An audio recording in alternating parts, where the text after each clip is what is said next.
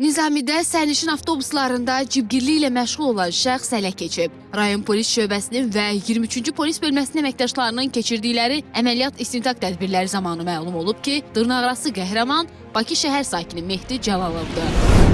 15 saylı marşrutda sərnişin qismində olan Bəşirov Fərhad Səlimoğlunun sağ cibində olan 42 manat məbləğində pulu gizli olaraq talayaraq oğurluq etmişdir və hadisə yerindən yayınarkən həmin ərazidə xidmət aparan Nizami rayon polis idarəsinin postpatrol xidmətinin əməkdaşları və 23-cü polis bölməsinin əməkdaşları tərəfindən saxlanılaraq polis bölməsinə gətirilmiş və üzərinə keçirilmiş baxış zamanı həmin miqdarda pulun üzərindən aşkar edilmişdir.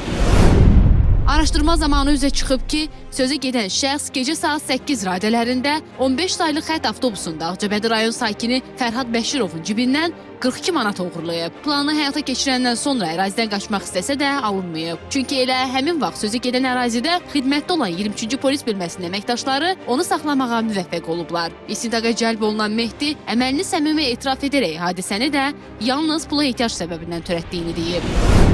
Avtobusu oğurluq eləmişdim, tutuldum. Kim idi? Kimdən oldu? Nə bilim, tanımadım bir şəxs. Sadəcə olaraq belə Allaha təvəkkül getdim, o da ki, beləncə alındı. İçkili aləm idi, düşdü, neysə oldu da.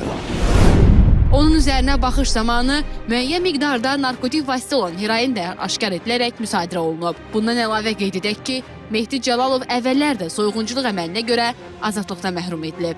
Faktla bağlı Nizami rayon polis idarəsində cinayət işi açılıb, araşdırma davam edir.